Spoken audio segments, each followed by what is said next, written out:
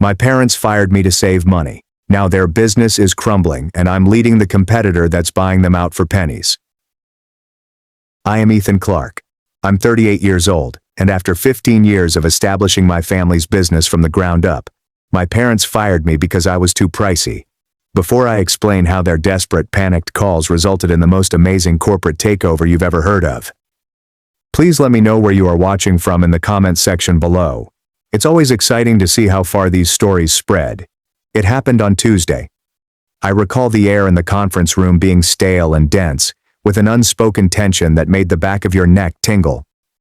My father, James, sat at the head of the big mahogany table, his expression one of business indifference. I knew it was a terrible indication. My mother, Linda, sat to his right, her gaze fixed on a minor imperfection on the table surface to avoid looking at me. My younger brother John, across from me, wore a proud and vicious look. He wasn't even attempting to hide it. Clarke Properties was my entire universe for the previous 15 years. I had personally designed the whole digital infrastructure, from the tenant application portals across our 50 complexes in 3 states to the complicated maintenance request system and the secure payment processing network that processed millions of dollars per month. Everything originated from my head and fingertips. I designed it to be the silent, dependable foundation of our family's success. My father cleared his throat, making a dry, rasping sound. "Ethan," he said, his voice tinged with a frigid formality that he seldom used with me, even in joking. "We've been reviewing the company's finances with a consulting firm." He moved a glossy, spiral-bound binder across the polished table. The cover reads, "Operational Efficiency Analysis." I did not open it. I did not need to. For weeks, these cost-cutters, as I'd mentally dubbed them, had been strolling the halls, asking surface-level questions and nodding sagely as if they comprehended the responses. "It's a simple matter of overhead," my mother added, her voice low and reedy as she continued to look at the scratch on the table. "Your salary on that, it's a significant line item, Ethan, a very significant one." Then John leaned forward, putting his elbows on the table, his smile growing into a full grin. "We can get 3 junior engineers for what we pay you, Matt," he continued, his voice oozing with a sense of accomplishment that he'd clearly been waiting years to express. "Nothing personal. It's just cost-cutting. Smart business. Nothing personal." The words hung in the airless room, taking out any remaining oxygen. 15 years at 2 a.m. server reboots, canceled dates, and vacation days spent on the phone fixing a system that only I understood. I'd built them an empire on a rock-solid digital foundation, and they were treating me like a faulty piece of hardware that could be replaced. I did not argue. I did not yell. What was the point? I just stared at my father and then my mother. I caught a tiny glimpse of guilt in my mother's eyes before she wiped it away. My father's expression remained blank. They had already made a decision. I rose up, pushed my chair in quietly, and nodded once. "I understand," I replied, and the untruth tasted like ash in my mouth. As I headed back to my office, which I'd been in for almost a decade, I passed the main server room. The familiar, soothing, blinking green lights of the system I'd devised were visible through the reinforced glass. On one of the displays, a small, simple line of text appeared in the system's back-end diagnostic log. "The data archiving protocol is scheduled to run in 60 days, a routine I'd devised, a routine that required my oversight. They had no idea there was a ticking time bomb."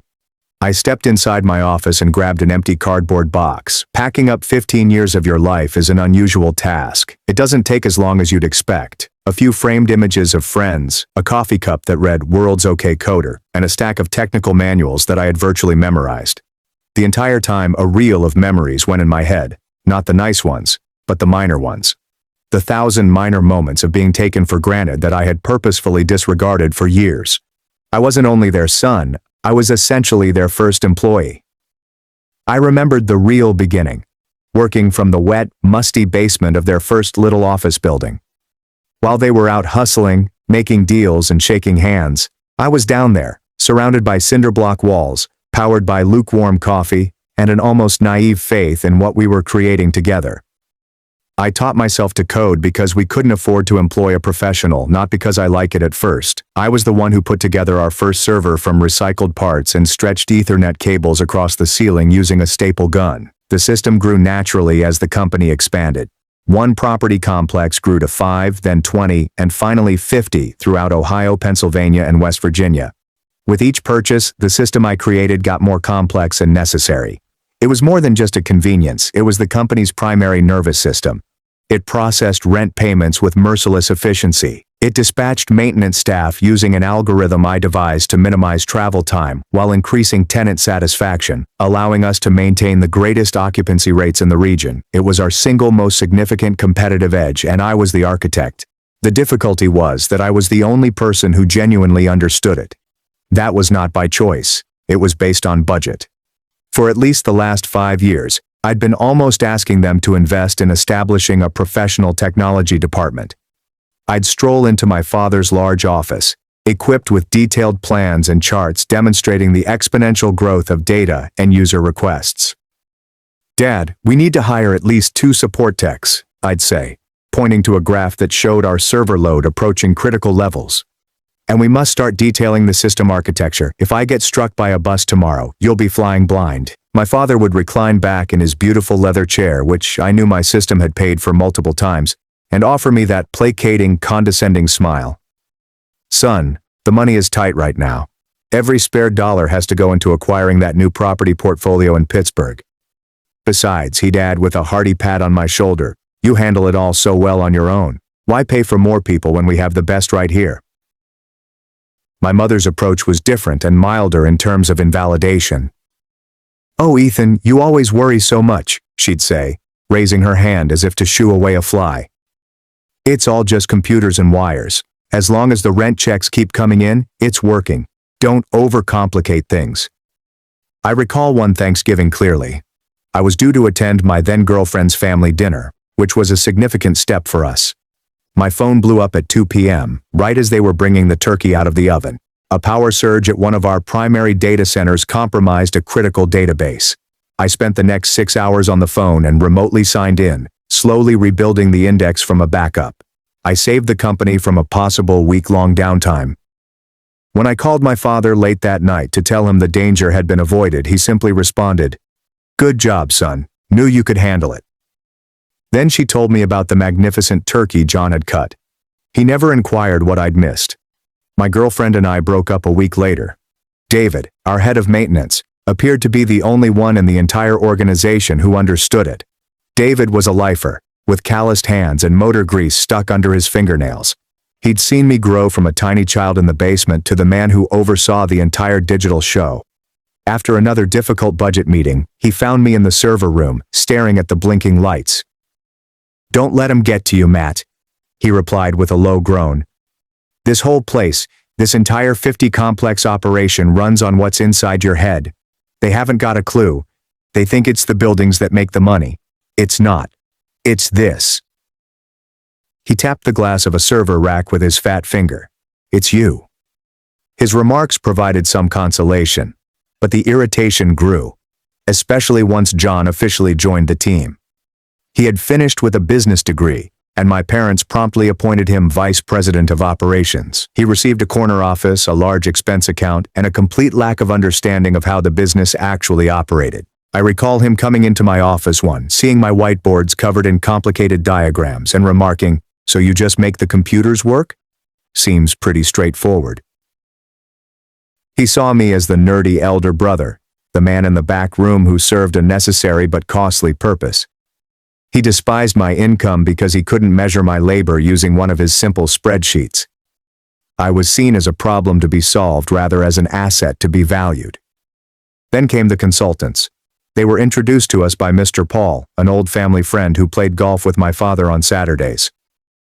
"James, you have to meet these guys," Paul had remarked at a 4th of July BBQ, his voice booming with fake seriousness.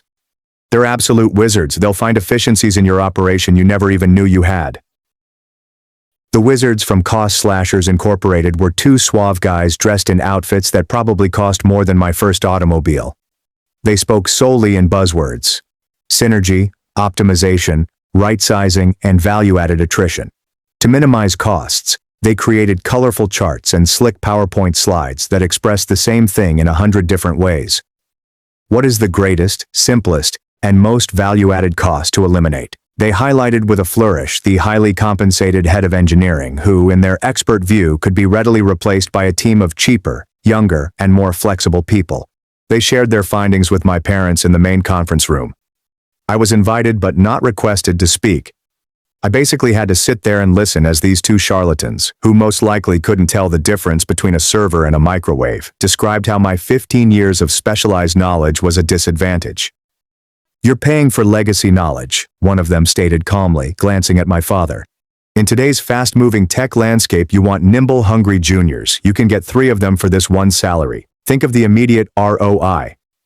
My parents, who were already under financial stress from a disastrous real estate investment that they had carefully kept from me, saw the consultant's idea as a miracle cure. It was not only about my money. It was about finding a simple, validating answer to a complex problem they were too proud to admit they had caused. Firing me was easier than admitting they had gambled and lost millions. Looking back, all of the signs were there. Mr. Paul would ask me extremely specific questions about our system security policies during family gatherings. My parents would awkwardly change the subject anytime I mentioned long-term strategic planning. They were not only being cheap, they were also desperate. What about John? John was merely relieved to be the unquestioned prince, with the court magician out of the way. I secured the cardboard box with a long, noisy length of packing tape. As I brought it out of my office for the final time, I saw David in the hallway. He only gazed at me, his eyes filled with a sad, weary understanding. He shook his head slowly. "They just made the biggest mistake of their lives, son," he said softly. At the time, I assumed he was simply being a loyal buddy. I had no idea how prophetic his words would prove to be. I stepped outside into the brilliant afternoon sun, leaving the blinking green lights and my entire family behind. I felt a deep sense of grief, but something else was bubbling behind it. Cold, unyielding determination. They had made a business decision. Now it was time for me to make mine. That night, after placing the box from my previous life in the corner of my quiet apartment, I unlocked my laptop. An unread email was in my inbox. The subject line was straightforward, direct, and professional. Interview invitation for Chief Systems Architect. The sender was Ridgeview Management, our largest, sharpest, and most successful competitor.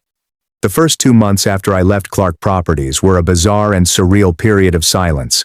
For the first time in 15 years, my phone was not a ticking time bomb of emergency calls, causing constant low-level anxiety. I could eat without thinking about a database mistake. I slept all night every night. I had 3 rounds of rigorous, gratifying interviews with Ridgeview Management. Their CEO, Eleanor Cross, a sharp, no-nonsense woman, didn't only inquire about my qualifications. She interrogated me about my system design philosophy, scalability, and how to develop resilient, future-proof platforms. It was a talk I had wanted to have with my own father for years, one about building rather than just maintaining. Then, exactly 59 days after being fired, David called me.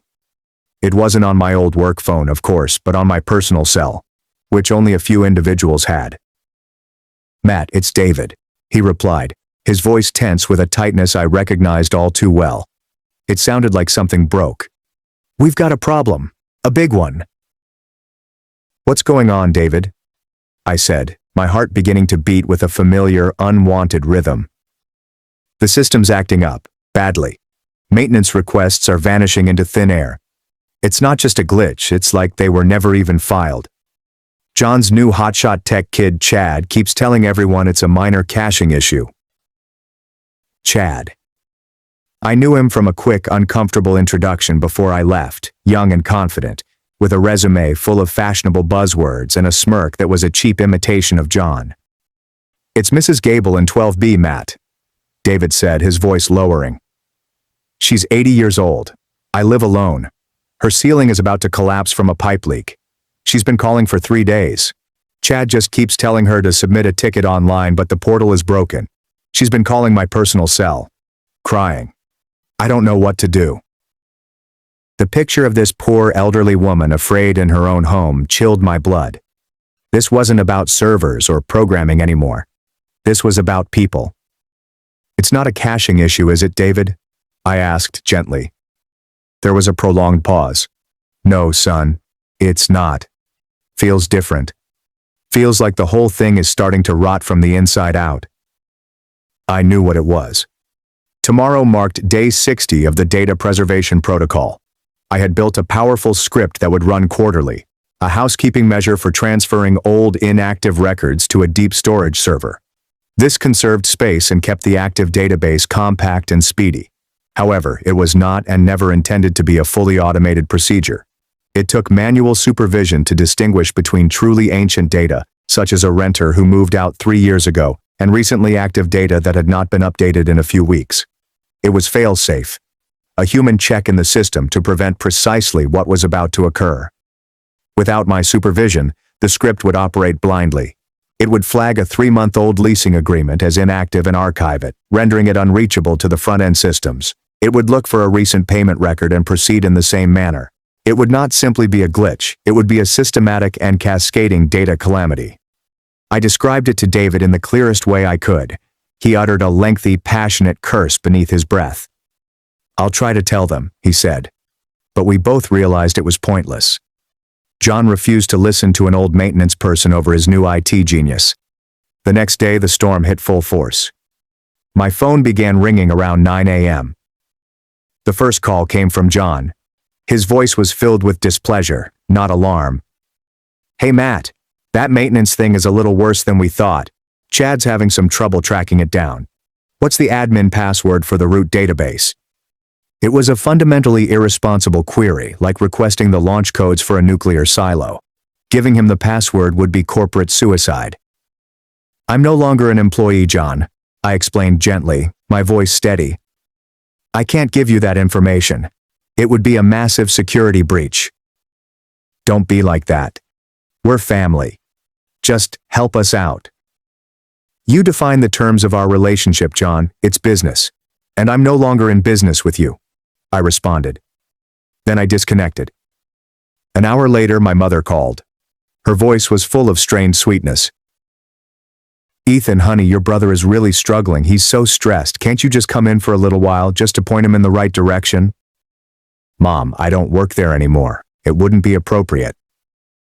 "Don't be so difficult, Ethan. This is your family's legacy on the line." "You were the one who said it was just business, Mom," I answered, my tone harsher than intended. A wise business decision. I stopped the phone before she could respond. By mid-afternoon, true panic had set in. My father called, his voice full of fury and terror. "Ethan, the payment processing system is completely down. It's rejecting all incoming rent payments. It's the first of the month. We have millions of dollars in receivables that have just vanished. Do you know what kind of penalties we face from the banks?" "I have an idea," I explained. "The archiving mechanism presumably marked active tenant payment profiles as inactive and locked them down one by one." "You have to fix this," he exclaimed, his voice breaking with despair. "This is a disaster of your making." "My making?" I said, a frightening calm coming over me. I seem to recall presenting a budget for a support team and a documentation project for 5 years running. Who was it that called that unnecessary overhead? "I'll pay you $200 an hour, whatever you want. Just come down here." This was the moment. The moment I had both dreaded and, in a dark, bitter corner of my heart, expected. My thoughts returned to the cold conference room, John's sneer, my mother's averted gaze, and my father's cold rejection. Years of being devalued. My warnings are being systematically ignored. A lifetime of it. Then my brain did something unexpected. It took me back to a sunny afternoon when I was 10 and John was 6. He had fallen off his bike and scraped his knee, blood mixed with dirt. He was screaming, and I was the one who picked him up, dusted him down, and carried him halfway home on my back. A pain of familial duty and a shadow of brotherly fondness twisted in my stomach. For a short second, I almost gave in. Then my phone vibrated with a new email notice. I took a quick check at my laptop screen. The sender was Victoria Cross. The subject line is, "Formal offer, Chief Systems Architect, Ridgeview Management." My memory of my crying young brother faded, replaced by a crystal-clear image of John's smug expression in that boardroom.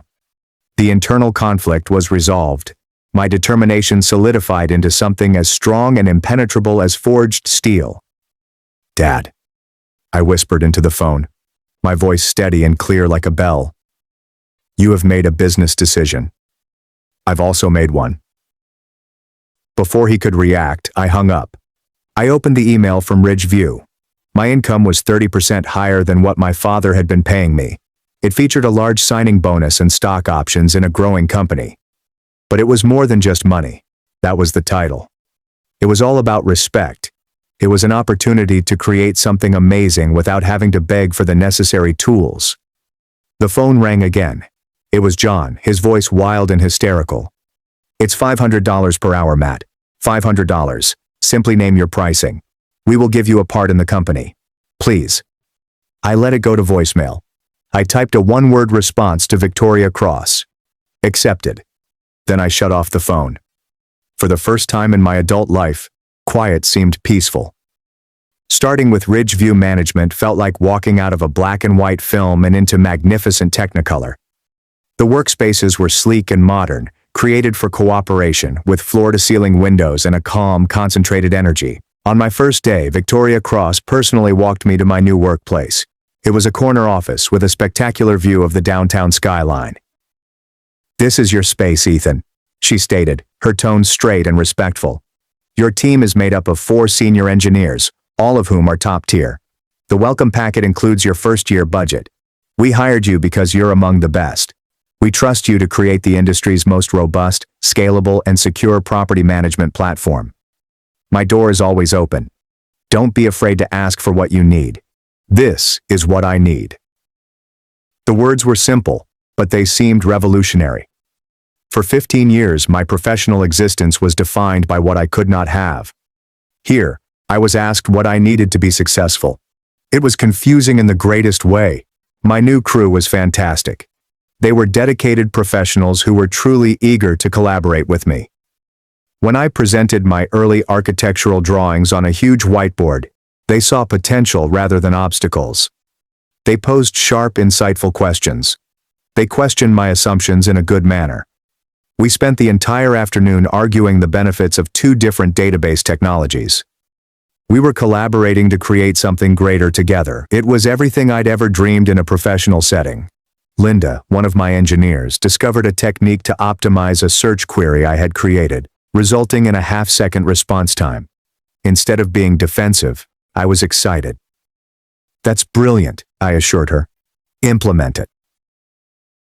The unexpected appreciation on her face told me everything I needed to know about the society Victoria had established here. Meanwhile, the storm at Clarke Properties intensified into a Category 5 hurricane.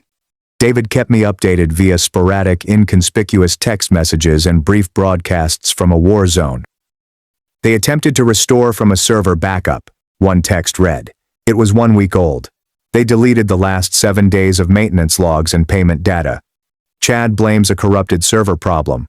John hired 2 additional junior employees from an internet freelance service. Another stated a week later, they are based in 2 distinct nations.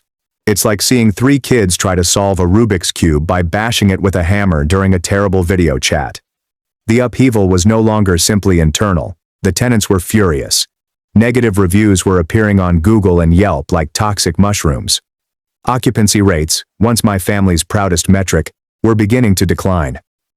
About a month into my new job, Victoria summoned me to her office. It was the same office where she'd hired me, but the atmosphere was different. I was no longer a candidate. I was a member of her inner circle. "Ethan," she began, motioned for me to sit down. "You've been here for a few weeks. You're learning the lay of the land. I've got a mission for you that demands your unique and intimate insight." She pushed a file across her large desk. "I'd like a comprehensive competition analysis of the top businesses in our region. Strengths, weaknesses, opportunities, threats. I'm particularly interested in your expert and unbiased assessment of Clarke Properties. I'm aware of the background, but I would like your expert assessment of their current operational weaknesses from a purely technical aspect." My heart skips a beat. This was not a casual request. This was a strategic move. A corporate chess move. I spent the next week working late into the night, not out of responsibility, but out of a strong sense of professional pride. I was objective. I didn't write anything about family treachery or sad feelings. I prepared a cold, rigorous technical analysis of a corporation in a downward spiral. I described the IT system's bespoke, undocumented, and vulnerable nature. I recognized the sole point of failure, a complete reliance on one person's institutional expertise. I detailed the cascading effects of allowing the data archiving protocol to run unchecked, including catastrophic data loss, major legal and compliance problems, and a full and permanent breakdown in tenant confidence. My assessment was stark. Without a top-to-bottom system rebuild by an expert team, which would take months and cost millions of dollars, the company's essential operating integrity was irreparably damaged. I did not have to guess. I knew. I had built the house, so I knew where all of the load-bearing walls were, and I knew they were going to collapse. I turned in the 20-page report to Victoria. She read it in utter stillness, with an unreadable look. When she finished, she carefully set it on her desk and glanced up at me. "This is devastatingly thorough," she continued with a gleam in her eyes that I couldn't quite understand. "Thank you, Ethan. This is exactly what I needed." A few days later, I received a final SMS from David. It was an image of a letter written on thick letterhead from Vanguard Holdings, our former largest client. The text below was brief and to the point. "It's official. Vanguard recently ended their contract. That is 20% of our most profitable complexes gone. This is a fatal blow, Matt. The corporation is in a downward spiral with no escape hatches." I gazed at the image, then out the window of my new workplace to the bustling metropolis below. I didn't feel joyful. I didn't feel sorry. I felt a strong sense of inevitability, as if I were witnessing the application of a physical rule. Actions have consequences. It wasn't personal anymore. It was only business. My old family firm was crumbling, as I had prophesied for years. David's call about Vanguard Holdings ending their contract was the final tremor before the earthquake. I understood what the loss of their greatest client meant. It wasn't just a financial setback. It was a public vote of no faith that reverberated across the area real estate industry. Clarke Properties was no longer struggling. It was plainly sinking, and sharks began to circle. I spent the rest of the day in a strange, focused detachment. I led a design meeting with my Ridgeview team, sketching out the architecture for our new cutting-edge tenant portal. We were creating something clean, modern, documented, and robust. We were constructing something the correct manner. My present and history contrasted sharply. That evening, as I drove into my driveway, my headlights shone through the twilight and settled on a familiar figure slumped on my front steps. It was John. He resembled a ghost of his old self. His usually impeccable hair was a mess.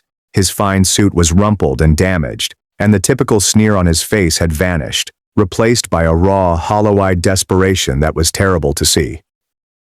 I shut off the engine and got out of my car, my keys jingling in the unexpected silence.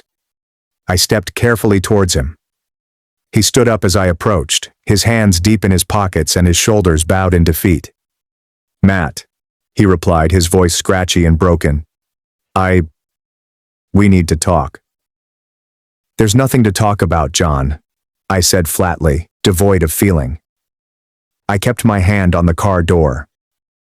"Please," he implored, and the words he said sounded like they were coming from a dog. "Just hear me out. Vanguard is gone. The bank is calling our loans. We're going to lose everything. The company is going to go under." "I see," I replied. "No, you don't see," he shot back, a flash of his old arrogance returning before being quickly smothered by a surge of misery. "It's a complete disaster. The system, it's a black box. Chad and his guys quit this morning. They took their final paychecks and just walked out. They said the whole system was unethically complex and unsalvageable. They said only a ghost could have built it. I'm not a ghost, John. I'm the guy you told me to pack his things because I was too expensive." The words lingered in the chilly night air between us. He flinched, as if I had physically hit him. For the first time in my life, I noticed genuine humiliation in my brother's eyes. I know, okay? I know. I was an idiot. I was always jealous of you. I hated that Dad relied on you for the important stuff.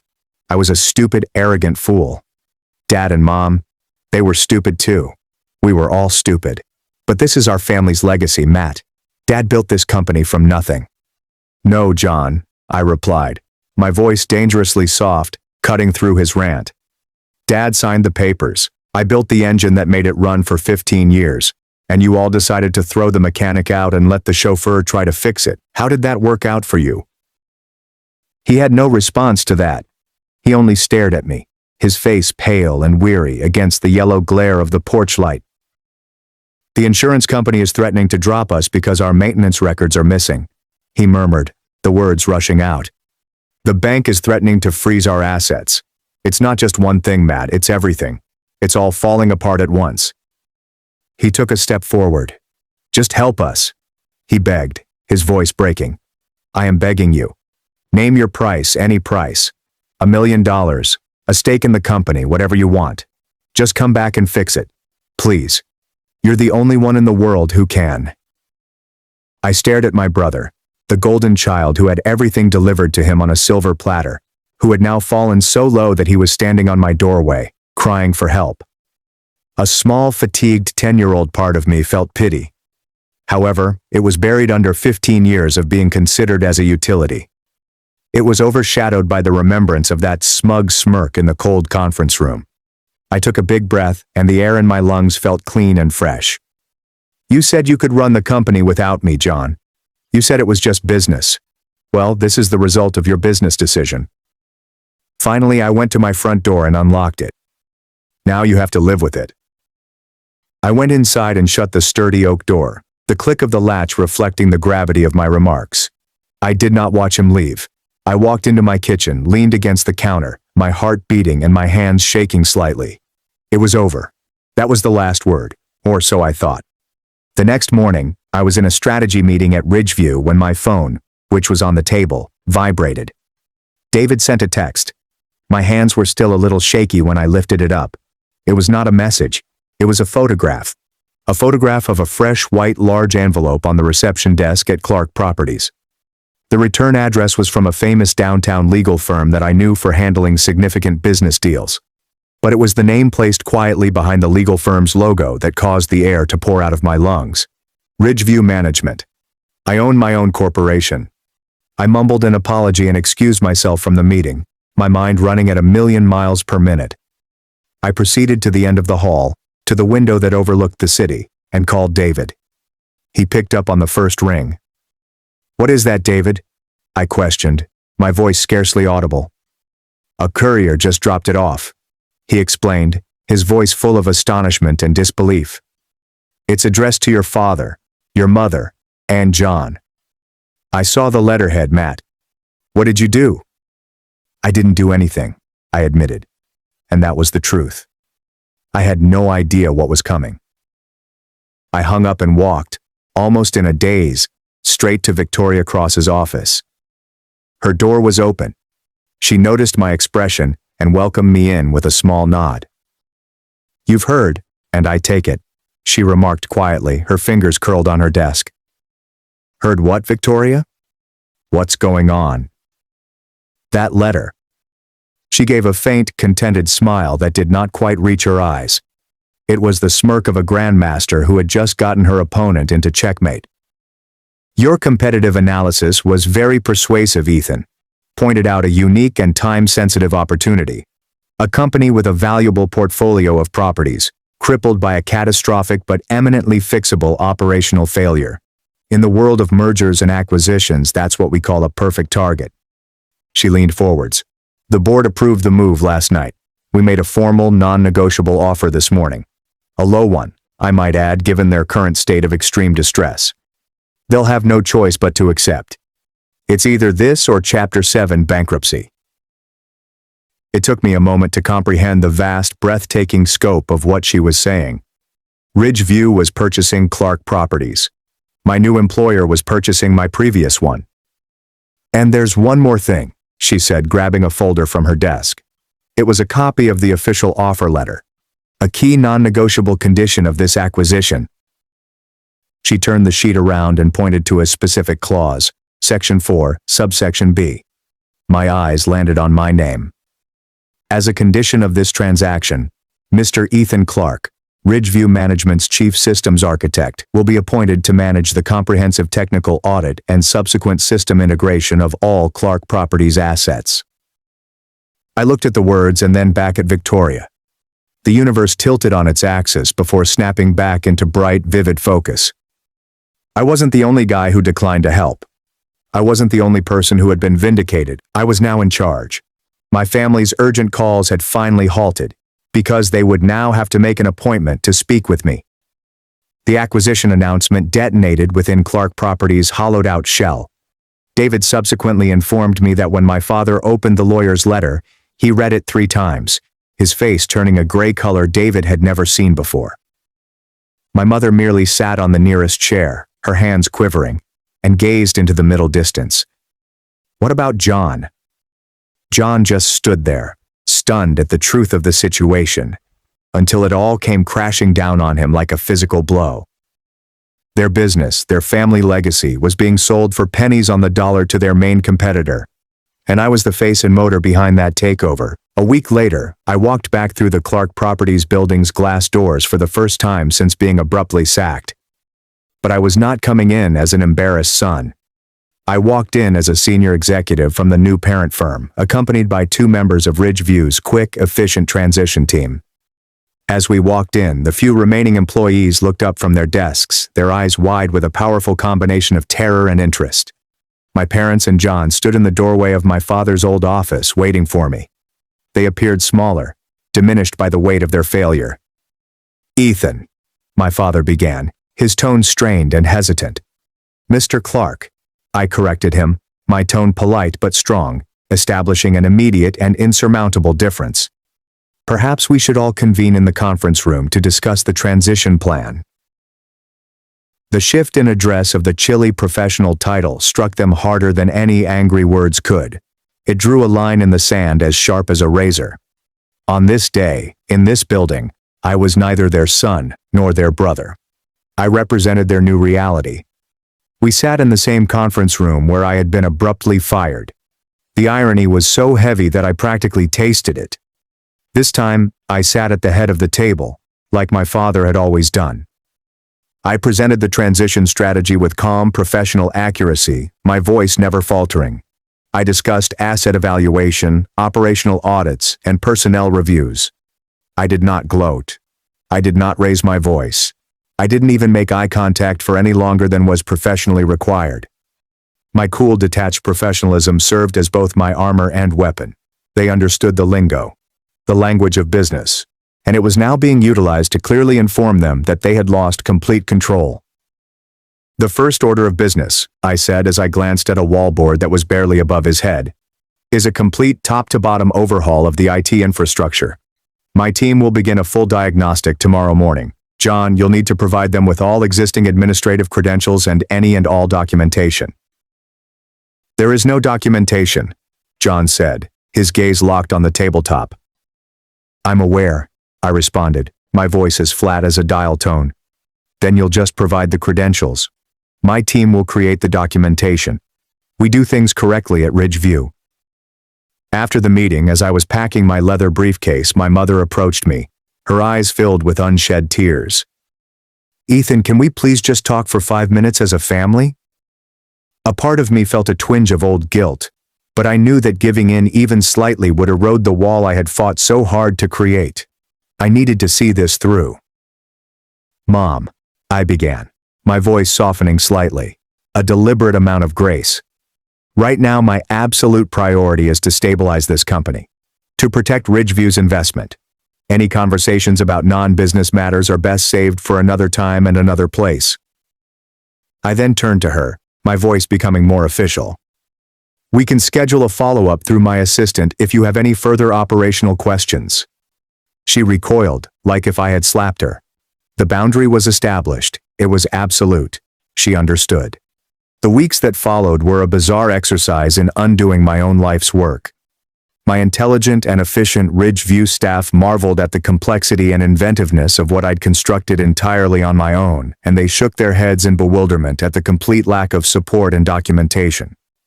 It's like one guy built an entire skyscraper, a couple of them told me, and then they fired him and were surprised when the elevator stopped working. One of the most strange moments occurred when I required that all surviving Clarke workers, including my brother, complete a multi-day training course on the new Ridgeview IT processes and ethics policies. Obviously, I did not conduct the training myself. I delegated it to a bright, capable junior engineer on my team, a lady named Maya, who was half John's age and twice as competent. I strolled past the training room at one time and looked through the glass barrier. I noticed John seated at a computer terminal, his shoulders depressed as Maya carefully explained the new help desk ticketing system. He looked up, and our gazes connected for a brief moment through the glass. I witnessed disgrace. I witnessed resentment. And for the first time in my life, I noticed a flicker of what appeared to be genuine, unadulterated respect. I gave him a small, almost unnoticeable nod and continued going. The message was clear. This is how a professional organization functions. This is what you threw out. 6 months have gone.